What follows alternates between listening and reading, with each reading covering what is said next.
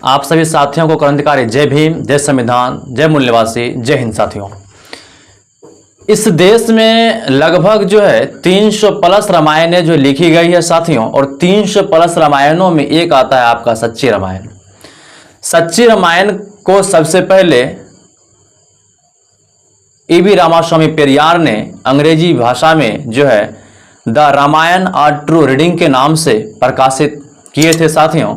उसके बाद इनके भी बहुत सारे संस्करण आए साथियों, तमिल में भी और हिंदी में भी साथियों इनका प्रकाशन किया गया। हिंदी के प्रकाशन जो ललई यादव के द्वारा किया गया है साथियों, ललई यादव के द्वारा प्रकाशित करने के बाद इसके ऊपर साथियों FIR हो गया। 1968 ईस्वी में उत्तर प्रदेश के रहने वाले ललई सिंह यादव को पेरियार के नाम से जाना जाता है साथियों। उसके द्वारा लिखी गई पुस्तक सच्ची रामायण इतनी चर्चित पुस्तक है साथियों, जो वाल्मीकि रामायण के द्वारा लिखी गई पुस्तक की सारी पोल खोल देती है और बहुत सारी बातों की व्याख्या उसके द्वारा साथियों किया गया है। इस पुस्तक पर तकरीबन 8 वर्षों तक साथियों केस चला और अंततः इस पर ललई सिंह यादव और बहुजन समाज की सबसे बड़ी जीत हुई साथियों। उसके बाद फिर उन्हें इस पुस्तक को प्रकाशित किया गया। इस पुस्तक को ललई सिंह यादव के द्वारा 1968 में लिखा गया था और लिखने के बाद 1969 ईस्वी में इसे सरकार के द्वारा जब्त कर ली गई थी साथियों। जब्त इस आधार पर कर लिया गया था, इस देश के जो ब्राह्मणवाद मनोवाद विचारधारा के व्यक्ति हैं उन सभी का कहना है कि ललई सिंह यादव राम को बहुत भले बुरे शब्दों में उनके आचरण को, उसके चरित्र को चित्रण किए हैं साथियों।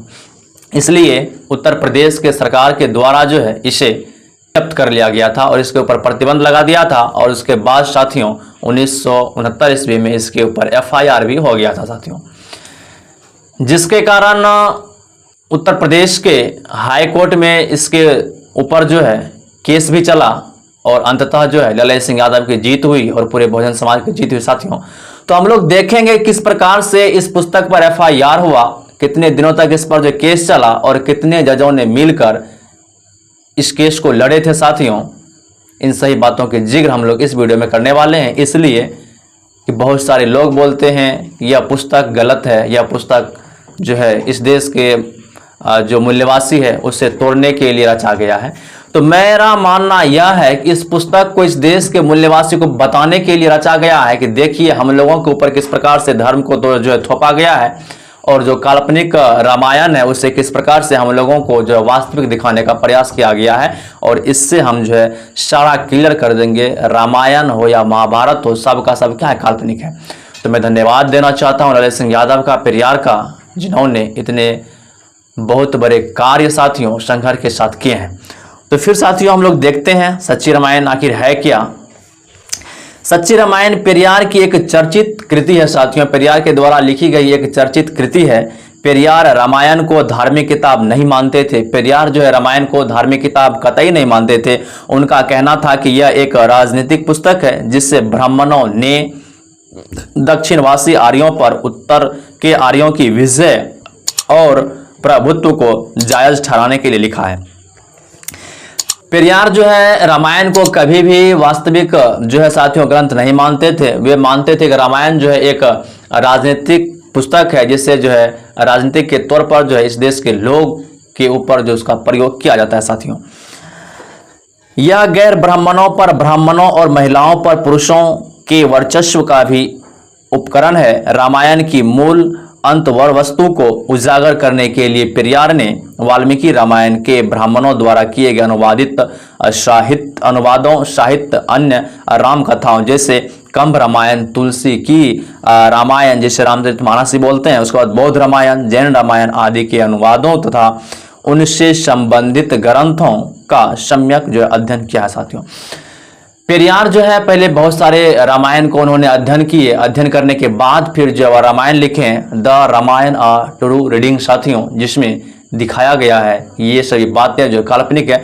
बहुत सारे कुछ एक रामायण है बौद्ध रामायण जिसमें राम और सीता को भाई बहन बताया गया, लेकिन वाल्मीकि रामायण में पति पत्नी के संदर्भ में उसका वर्णन किया गया है साथियों। इनके इसके साथ ही उन्होंने रामायण के बारे में विद्वान अध्येताओं और इतिहासकारों की टिप्पणियों का भी गहन अध्ययन किया। इसके बाद पेरियार जो है जो आध्यात्मिक गुरु हैं या जो भी अध्येताएं हैं, इनके इतिहास जो कि इतिहासकार हैं, उनकी टीका टिप्पणी जो उसके द्वारा की गई है उसका भी उन्होंने अध्ययन किया। उन्होंने करीब 40 वर्षों तक अध्ययन करने के बाद तमिल भाषा में लिखी पुस्तक रामायण पादिरंगल में उसका निचोड़ प्रस्तुत किया। 40 वर्षों तक उन्होंने रामायण के बारे में अध्ययन किया। आप सोच सकते हैं जो इंसान 40 वर्षों तक रामायण के बारे में अध्ययन करते हैं या करेंगे, क्या वे कभी गलत लिख सकते हैं क्या? तो साथियों, करीब 40 वर्षों तक अध्ययन करने के बाद जो है एक पुस्तक उन्होंने उसके द्वारा लिखी गई जिसका नाम है रामायण पादिरंगल, जो तमिल भाषा में लिखी गई है। यह पुस्तक 1944 में तमिल भाषा में प्रकाशित हुई थी। पादिरंगल पुस्तक जो है जो रामायण पादिरंगल जो 1944 ईस्वी में से प्रकाशित किया गया था साथियों, जिसका जिक्र जो है पेरियार की पत्रिका कुमुदी आर्सो गणतंत्र के 16 दिसंबर 1944 के अंक में किया गया है। इसका अंग्रेजी अनुवाद द्रविड़ करगम पब्लिकेशन ने द रामायण टू रीडिंग नाम से 1959 में प्रकाशित किया गया। इसका हिंदी अनुवाद जो 1968 में सच्ची रामायण नाम से किया गया है साथियों। जो रामायण पादिरंगल है इसका अनुवाद 1944 में किया गया, लेकिन इसका जो है अंग्रेजी में प्रकाशन जो है true reading the Ramayana true reading नामक पुस्तक जो है 1959 में प्रकाशित किया गया और 1968 में जो है सच्ची रामायण के नाम से इसे प्रकाशित किया गया साथियों। ललय सिंह यादव उत्तर प्रदेश बिहार के प्रसिद्ध मानवतावादी संगठन अर्जक संघ से जुड़े लोकप्रिय सामाजिक राजनीतिक कार्यकर्ता थे साथियों। यह पुस्तक जो ललय सिंह यादव द्वारा लिखी गई है, तो ललय सिंह यादव जो है उत्तर प्रदेश के जो अर्जक संघ के सदस्य थे उसी के द्वारा जो है लिखा गया था साथियों। 9 दिसंबर 1969 को तत्कालीन उत्तर प्रदेश सरकार ने सच्ची रामायण पर प्रतिबंध लगा दिया। 1969 ईस्वी में उत्तर प्रदेश की सरकार जो है तत्कालिक रूप से सच्ची रामायण पर जो प्रतिबंध लगा दिया। इसी के साथ पुस्तक की सभी प्रतियों को जब्त कर लिया गया। उत्तर भारत के पेरियार नाम से चर्चित हुई प्रकाशक ललय सिंह यादव ने जब्ती के आदेश को इलाहाबाद हाईकोर्ट में चुनौती दे दी। उसके बाद ललय सिंह यादव जो है उसको सरकार के द्वारा जो उसके ऊपर जो रोक लगा दिया गया, पुस्तक को जब्त कर लिया गया, तो उसके खिलाफ में जो है ललय सिंह यादव जो है इलाहाबाद हाईकोर्ट में चुनौती साथियों खारिज कर दिया। वे हाईकोर्ट में मुकदमा जीत गए। सरकार ने हाईकोर्ट के निर्णय के खिलाफ सुप्रीम कोर्ट में अपील की। उसके बाद सरकार जो है हाईकोर्ट के निर्णय के खिलाफ, जब हाईकोर्ट से केस जीत लिया गया ललय सिंह यादव के द्वारा, तो फिर लोग वहां का जो था हाईकोर्ट के विरुद्ध में जो है वहां सुप्रीम कोर्ट में जो अपील जो है कर दिया साथियों। यह पुस्तक को यह पुस्तक के बारे में इनकी हाईकोर्ट जो है इससे गलत तरह से जो इस पर फैसला सुनाया। सुप्रीम कोर्ट में इस ऐतिहासिक मामले की सुनवाई 3 जजों की खंडपीठ ने की। खंडपीठ के अध्यक्ष न्यायमूर्ति VR कृष्ण अय्यर तथा 2 अन्य न्यायमूर्ति PN भागवती व सैयद मुर्तजा अफजल अली थे साथियों। जो 16 दिसंबर 1976 को सुप्रीम कोर्ट ने इस मामले पर सर्वसम्मति से फैसला देते हुए राज्य सरकार की अपील को खारिज कर दिया और अभिव्यक्ति की स्वतंत्रता के पक्ष में साथियों निर्णय दे दिया गया साथियों। जैसे ही हाईकोर्ट इस मामला को रफा दफा कर दिया, तो यहाँ के जो मनवादी सरकार है उन्होंने सुप्रीम कोर्ट के द्वारा जो है फिर से मामला को आगे बढ़ाने का काम किया। लेकिन सच्ची रामायण पर जो सुप्रीम कोर्ट का फैसला किया था, जो सुप्रीम कोर्ट के द्वारा दी गए फैसलों पर हम लोग जो है कुछ चर्चा कर लेते हैं। तो साथियों 9 दिसंबर 1969 को उत्तर प्रदेश सरकार ने EV रामास्वामी नायर पेरियार की अंग्रेजी पुस्तक रामायण टू रीडिंग व उसके हिंदी अनुवादक सच्ची रामायण को जब्त किया था तथा इसके प्रकाशक पर साथियों मुकदमा कर दिया गया था। उसके प्रकाशक जो ललय सिंह यादव थे उसके ऊपर जो मुकदमा कर दिया गया था। इसके हिंदी अनुवादक के प्रकाशक उत्तर प्रदेश बिहार के प्रसिद्ध मानवतावादी संगठन अर्जक संघ से जुड़े लोकप्रिय राजनीतिक साथियों कार्यकर्ता ललय सिंह यादव थे। उन्होंने सच्ची रामायण का प्रकाशन 1968 में किया था। उसके द्वारा जो है सच्ची रामायण की प्रकाशन जो 1968 में किया गया था। बाद में उत्तर भारत के पेरियार नाम से चर्चित हुए ललय सिंह ने जब्ती के आदेश को इलाहाबाद हाईकोर्ट में चुनौती दे दिया। तो मैं पहले ही बता चुका हूं कि ललय सिंह यादव जो है 1968 में जो उसके द्वारा लिखी गई पुस्तक है, और 1969 में सरकार जो पुस्तक को जब्त कर लिया था, और जब्त करने के बाद जो है ललय सिंह यादव हाईकोर्ट में जो है अपील जो है दर्ज कर दिया। वे हाईकोर्ट में मुकदमा जीत गए। सरकार ने हाईकोर्ट के निर्णय के खिलाफ सुप्रीम कोर्ट में अपील कर दी।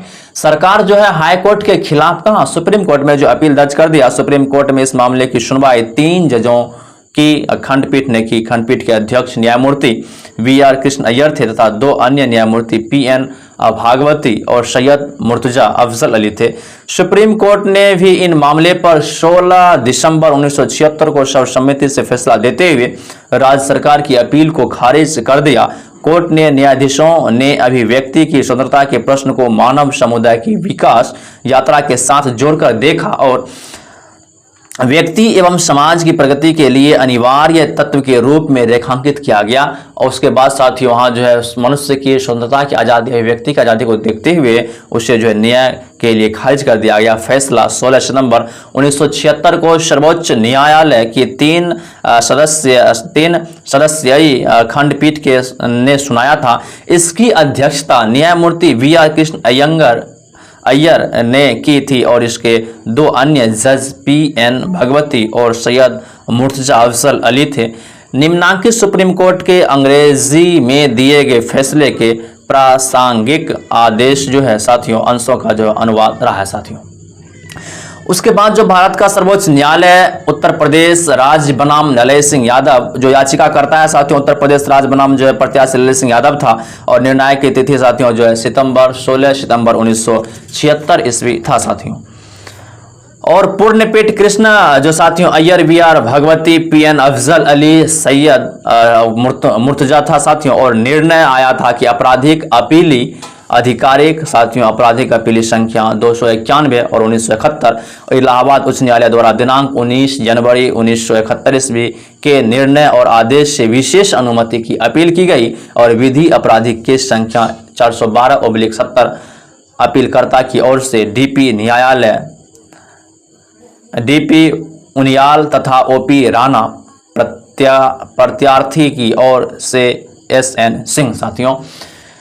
तो हम लोगों की सबसे बड़ी जीत और बहुजन समाज की सबसे बड़ी जीत, ललय सिंह की सबसे बड़ी जीत साथियों जो सच्ची रामायण पर हुई, इस पर साथियों लगभग जो साथियों 7 वर्षों तक जो है इस पर केस चला। उसके बाद जो है इसे ललय सिंह यादव के द्वारा जो है इस केस को जीत लिया गया। और जैसे ही हाईकोर्ट ने अपनी फैसला जो है ललय सिंह यादव के पक्ष में सुनाया तो वहाँ की मनुवादी सरकार जो है फिर हाईकोर्ट के विरोध में सुप्रीम कोर्ट को आदेश जारी कर दिया और अपील करने के लिए साथियों उसे सुप्रीम कोर्ट को जो है इस उत्तर प्रदेश की सरकार के द्वारा एक नोटिस जारी कर दिया गया और सुप्रीम कोर्ट भी जो अंततः इन पुस्तकों को जो है साबित करते हुए उसे प्रकाशित करने का आदेश दे दिया साथियों।